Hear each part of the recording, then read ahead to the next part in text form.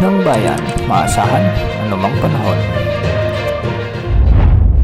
Magandang oras po sa ating lahat. Narito na ang update ukol sa patuloy nating binabantayang si Typhoon Julian. Patuloy na lumalayo sa isla ng Batanes si Typhoon Julian habang kumikilos ito ng hilagang kanluran.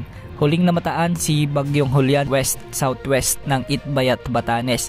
Taglay pa rin nito ang napakalakas na hangin na malapit na sa super typhoon category. Patuloy nating pinag-iingat ang mga lugar na nasa ilalim ng tropical cyclone wind signals dahil posible ang mga pabugso-bugsong pag-ulan at minsan ay malalakas na pag-ulan o pagbugso ng hangin na posibleng makaapekto sa mga kabahayan o biglang pagbaha o pagguho ng lupa.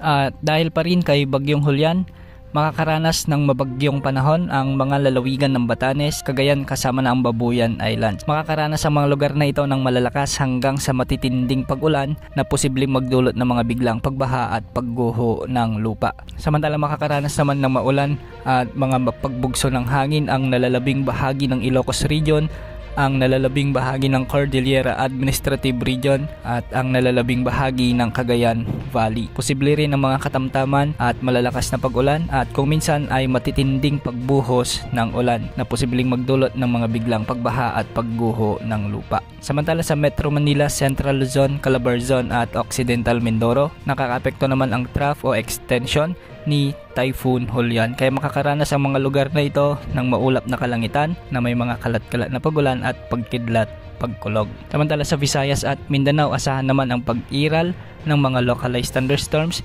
kaya inaasahan pa rin ang mga posibilidad ng mga biglang pagbaha at pagguho ng lupa lalo na kung may mga severe thunderstorms. Base naman sa inilabas na latest track at intensity forecast ng Pag-asa, ngayong gabi ay posibleng ma-reach o maabot na ni Bagyong Julian ang peak intensity nito bilang super typhoon. Bahagya itong lalabas ng ating area of responsibility ngunit magre-recurve pa rin ito patungo naman sa southern Taiwan. Inaasang lalabas ito ng ating area of responsibility sa hapon ng Huwebes at tutuloy-tuloy na ang kanyang kilos ng northeast patungo sa southern Japan o South Korea. Yan ang update sa lagay ng panahon. Ito pong weather update ng bayan, maasahan anumang panahon.